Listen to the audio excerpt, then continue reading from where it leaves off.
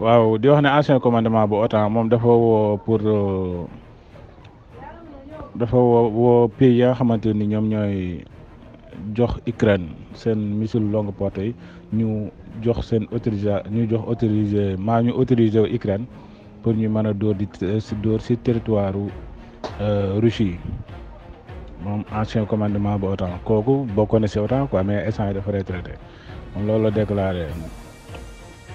pour ñu fàttali rek que ni kooku mi ngi tudd Wesley Clark ancien commandant la waaw. léegi mais fi mu toll nii ba léegi nii bien vrai que Union européenne doon nañu wax ak États-Unis mais ba léegi joxaguñ autorisation Ukraine pour mu dóor si biir Russie ndaxte ku nekk xam na ni États-Unis joxoon na Ukraine jox na Ukraine ay missile longue portée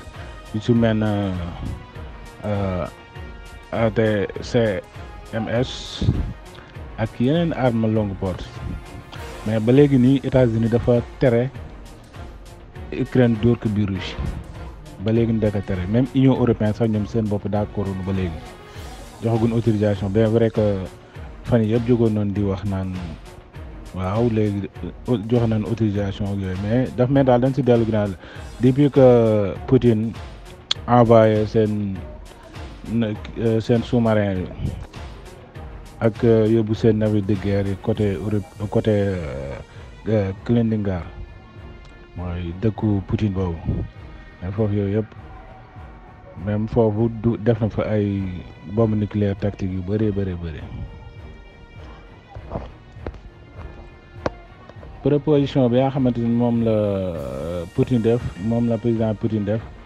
jox leen ultimatum pour Ukraine xalaat ci nee na ñoom amuñu ci confiance ki wax loolu mooy président Vladimir Zelensky moom loolu wax nee na def na benn discours ni Poutine loolu mu wax noonu maam ñoom nekkul loo xamante ni ñu gëm la quoi dafa maam cessez-le-feu bi Poutine wax dafay mel ne cessez-le-feu bi Hitler waxoon loolu wax te aussi tamit nee na hors de question ndaxte Poutine dafa leen wax ni actuellement nii pare na bu fekkee ni li territoire yi ñuy jot a nangu Ukraine d'accord na pour bàyyi ko ak Russie mën nañ démarrer waxtaan yi mais kii moom dafa bañ lu mel noonu quoi moom Zelensky dafa bañ lu mel noonu waaw territoire nag bu leen fàttali ko actuellement nii mi ngi gën a avancé maanaam Russie mi ngi gën a avancé. waaw ba tey bokk na ci information yi ambassadeur bi Union européenne moom dafa ni actuellement nii am nañ accord pour ñu waxtaan négocier pour Ukraine ak Moldavie bi dugg biir Union européenne waaw ki wax loolu nag mooy ambassadeur bi Union européenne ñu naan ko Joseph Borrell moom nee na normalement waxtaan yi dana commencé fii ak 25 juin bii nii ñu nekk waaw ba tey bokk na ci information yi moom Zelensky dafa wax ni président dafa dajeek pape bi pour convaincre que pour mu ñëw ci sommet de la paix bi nga xamante ni moom moo war a am Suisse moom dafa mel ne daal mi ngi wut ay kii quoi comme si daal politicien la boo xamante ni mi ngi ba pour gars yi mën a ñëw ndax day bañ affaire bi échec moom waxtaan naag pape bi ci conséquence bi nga xamante ni moom la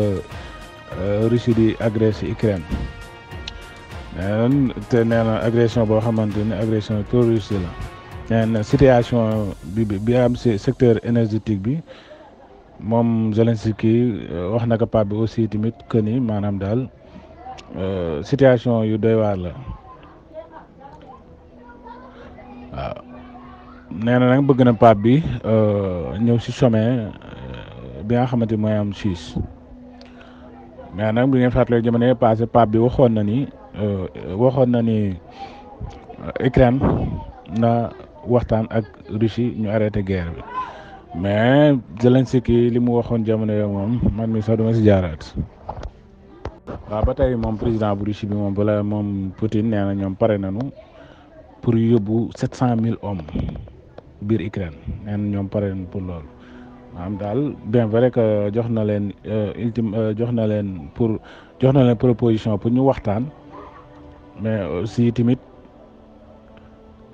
mi ngi leen di déglu daal nee na ba tey teewul ñun te pare nañ pour yóbbu Ukraine 700 000 hommes. moom Zelensky demoon na si sommet G7 si G7 bi moom nee na ultimatum bi nga xamante moom la ko Russie jox pour ñu waxtaan tudd sax di Poutine mais Hitler la woowee Poutine quoi moom la woowee Poutine. nee na daal maanaam comme ça cessez-le-feu maanaam comme cessez-le-feu bi Russie wax gëmu ko maanaam daf leen bëgg ndax bett leen pour nanguwaat yeneen territoire ndax loolu wax nee na Russie li mu wax nee na dafa bëgg ñu bàyyi ak li mu jot a jël mais tamit bëgg na jël li nga xamante ni jëlagu ko tamit bëgg na ko jël moom Russie maanaam daal li Zelensky wax daal mooy que ni Russie dafa leen bëgg a bett pour nangu Kiev ak yeneen kii mais li muy wax. Poutine li mu wax gëmu ko quoi moom la wax Zelensky bi mu demee si G7 bi xam naa foofu laa leen di tàggatoo waaw di wax ni jàmm bu suba jàmm incha allah. waaye nuyuwaat naa leen baax nañ di leen ziar di wax ni temps moom dama xaw occupé moo tax quoi mais incha allah après tabaski bi dinañ gën a yaatal affaire yi. aussi tamit incha allah bëgg nañu bu demee ba am temps des fois ñuy wax ñuy révéler yenn histoire maam moo xam histoire guerre la moo xam par exemple histoire la si Poutine wala histoire la si homme d'état yu mag yi am nekk si àdduna bi yooyu bëgg nañ ko yaatal après tabaski bi incha allah.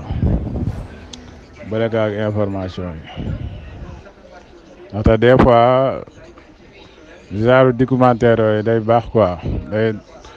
yooyu dina tax nga xam lu bëre si li waral tey li xew waaw maa ngi nuyu si bunt bi de maa ngi lay nuyu baax waaw di nuyu waa kër gi yëpp nag den ziar